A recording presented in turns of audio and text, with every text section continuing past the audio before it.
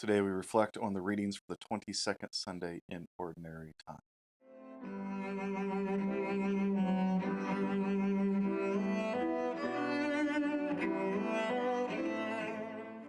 Our first reading comes to us from Deuteronomy chapter 4. We get Psalm 15. Our second reading is from the first chapter of James. And we're back into Mark, having finished John 6. We're at Mark 7. Today's readings tend to focus on the idea of the practice of the law. And so with Deuteronomy again, this is going to be in the Exodus event. And so in the back of our mind, we want to keep all of those teachings we have just heard from John chapter 6, all of those things we've talked about, because the great theme of that is the Exodus and the ultimate fulfillment, which is Christ, his passion, his paschal mystery, his suffering, death, resurrection, and ascension, the gift of the Mass, and the Eucharist. We want to know that this is where all of the scriptures or all the Old Testament are pointing to, so we can see their ultimate fulfillment there. Jesus tells us many different times, many different ways in the scriptures that what we need to do is we need to love him, love our neighbor. So love God, love neighbor. It's a great synthesis of the law. Jesus says that's what the Old Testament's about. That's what all the law, all of the prophets are about. And so that's what Moses is speaking of today. In Deuteronomy, we're looking forward to getting to the promised land. And so he says just very clearly, now Israel, hear the statutes and decrees which I am teaching you to observe, that you may live and may enter in and take possession of the land which the Lord, the God of your fathers, is giving you. Of course, he continues to go on. But that's the theme. When we love someone, that love manifests itself in actions, in gestures.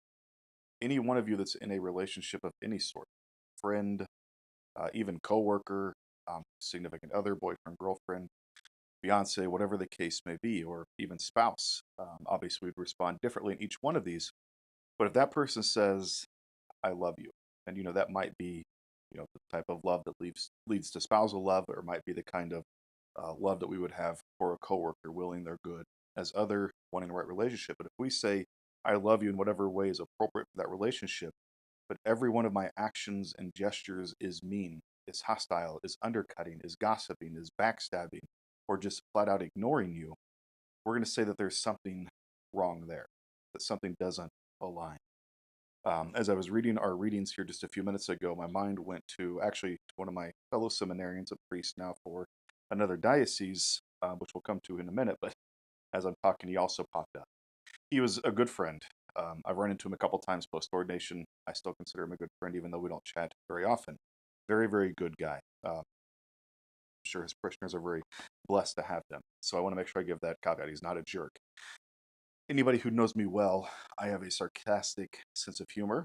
I go back and forth a little bit, and he would sometimes go too far in his comments, as we all can sometimes, which is why I'm a little even less sarcastic than I used to be, trying to make sure always in charity. But he would make comments of that was too far.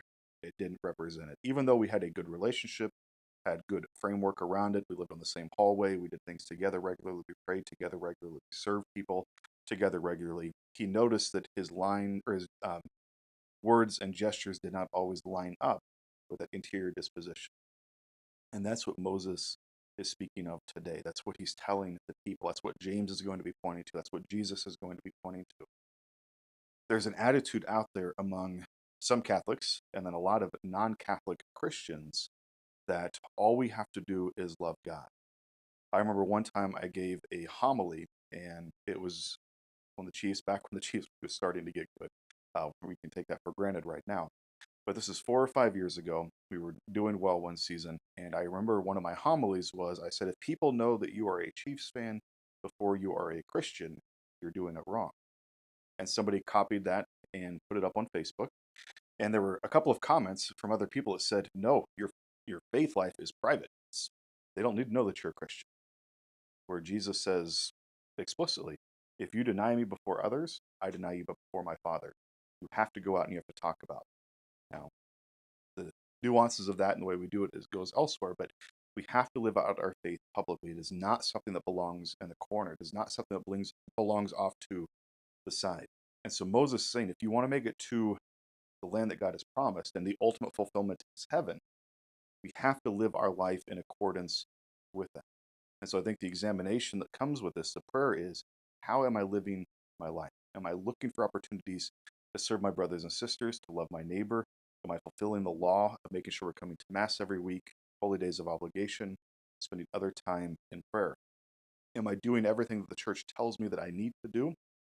Am I avoiding everything the church tells me I need to avoid?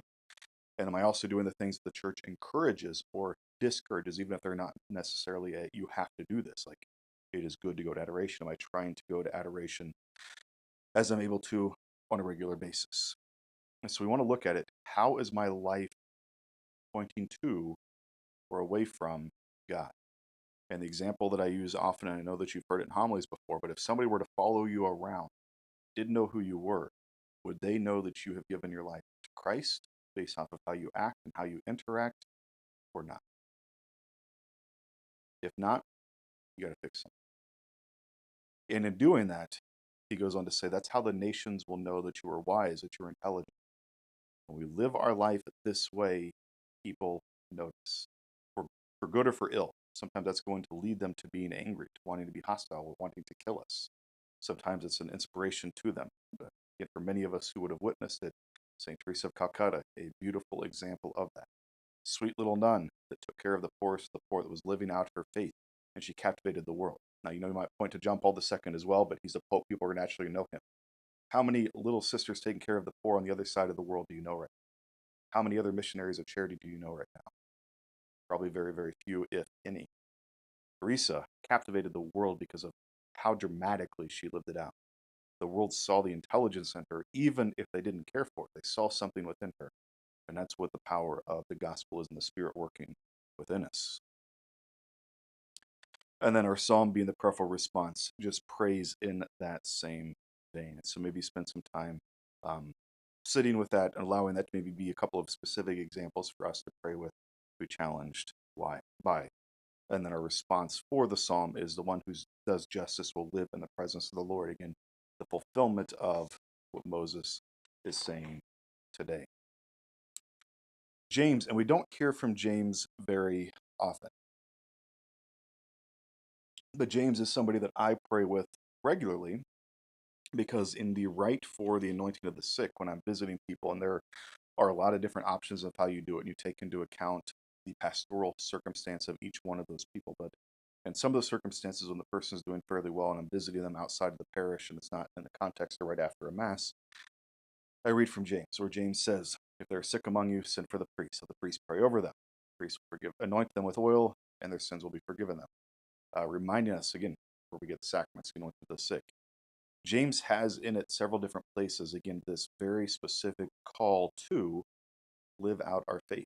So we have to put it into practice. And because of that, and things like the anointing of the sick, some of our Protestant brothers and sisters push it off to the side and don't want to listen to it or pray with it. So I want to encourage you maybe to sit with it, pray with it, and see what James is telling us. But he says a couple of very good things that speak to us of how we're supposed to live our life. And this comes from, or St. Benedict, I guess, would say the same thing a little bit differently. But he says towards the beginning, all good giving and every perfect gift is from above. Now, if you've been to one of my funerals, I allude to this at least indirectly. Every good thing that we do comes from God. St. Benedict says that in his 4th chapter. It's something that I try to sit with. I try to pray with regularly. All the good that we do is God working through us. And so we open the door, we give a compliment, we feed the hungry, we write a check to take care of somebody who needs help. Whatever the case may be, that is God working through us. A beautiful thing to hold on to pray with, to contemplate. So thank God for that, especially at the end of the day. Maybe doing your examen or examination at the end of the day, a great opportunity to be mindful of that. And then he also says, receive the word that's been planted in you and is able to save your souls. So receive the scriptures, receive the word, who is Jesus, and make sure we're putting that into practice. And he says, be doers of the word, not hearers only, deluding yourself. Religion that is pure and undefiled before God and the Father is this, to care for orphans and widows in their affliction, and to keep oneself unstained by the world. James again says we have to practice our faith. It is not enough. You are deluding yourself if all you think you have to do is even know the word, is to pray and to live inside your own little bubble. Our faith has to go out. It has to be practiced. It has to be sacrificial. We have to love like Jesus. We also have to push away the sinful things in our fallen world where our brothers and sisters are maybe moving away. And we see more and more of that in our culture today, that ebbs and flows. And right now it's really flowing into our time.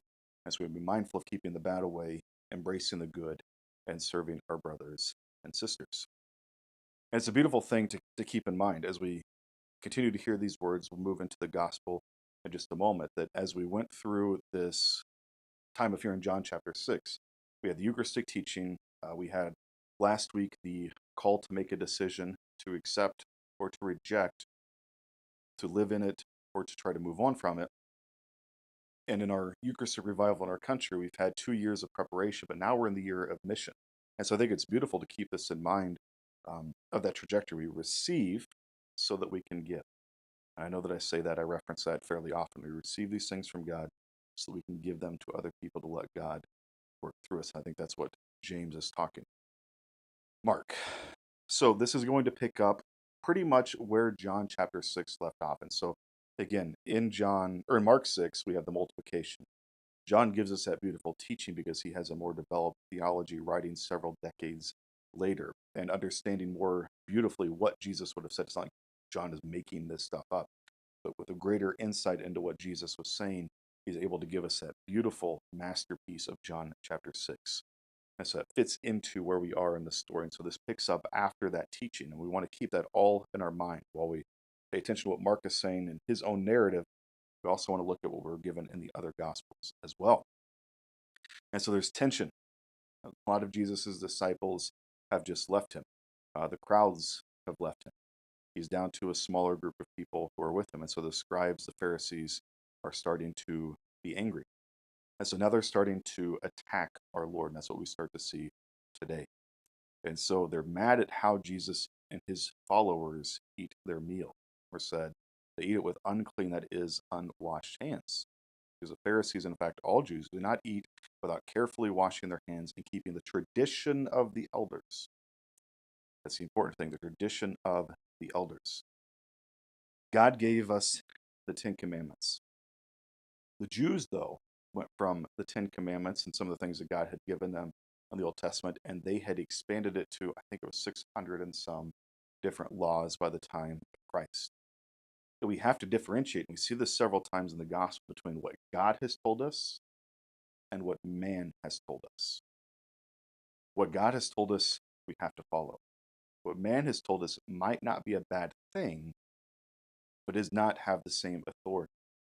And so, what are the laws that God has given us? He gives us things that are focused on the food, the substance, not just because of what it is, but because of what it represents. So, why does God not allow his people to eat pigs? Because that was the one animal that everybody else sort of pushed off to the side. So, God says you're going to treat it differently.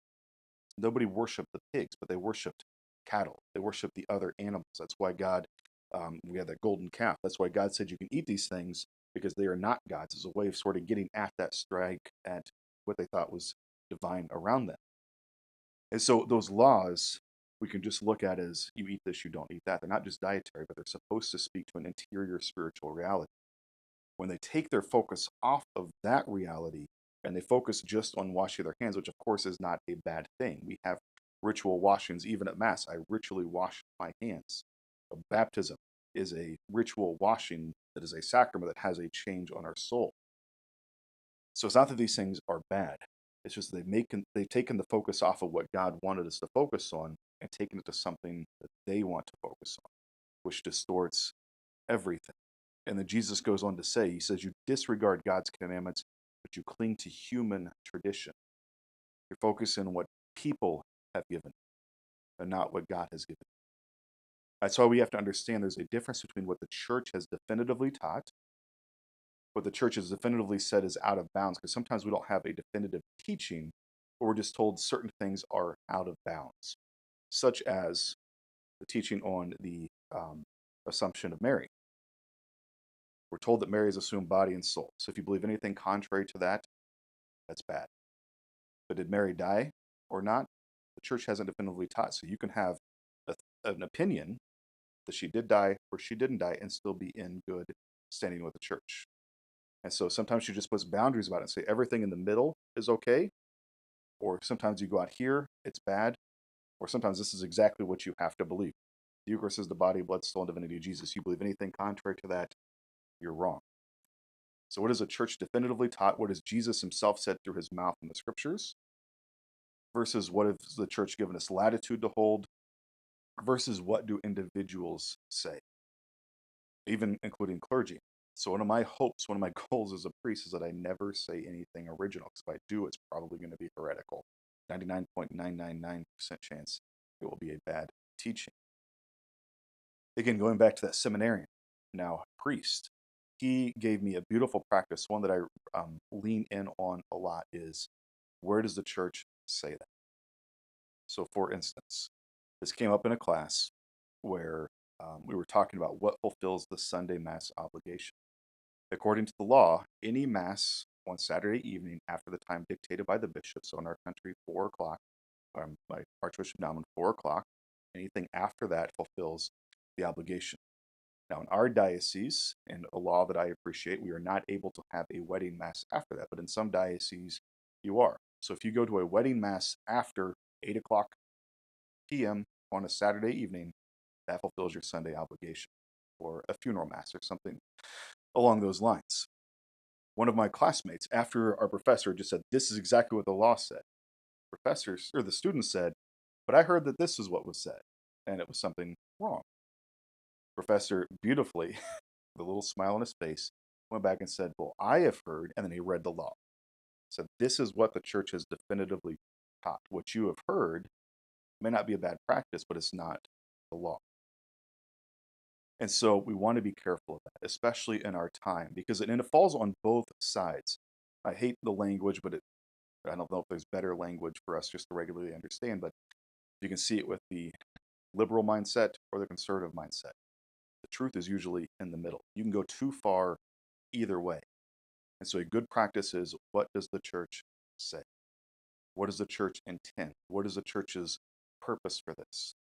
The way that I try to celebrate Mass is I try to the best of my ability, keep us moving more and more in the direction of doing just what the book says and how she says and what she encourages us to do. Sometimes there's latitude, sometimes there's clear direction. That's not always been the case in our Western civilization for the last several decades. What God has given us is what is truly good for us. Satan wants to slowly move us away. Look at Adam and Eve in the garden. God says, you eat this fruit, you die. Satan's talking to Eve, and what does he do? He pushes it. Or he gets a push in that conversation. You even touch it, you die.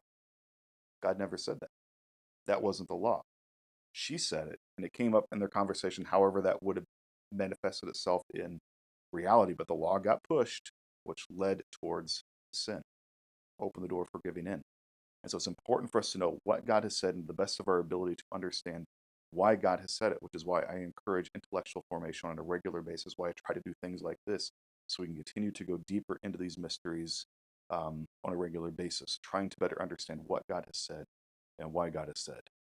I know that shot all over the place, but again, that's what you get when I just sort of read these things real fast and start reflecting on them. My own prayer, my own thoughts sort of just pop in there. Hopefully this is helpful. Have a good day. God bless.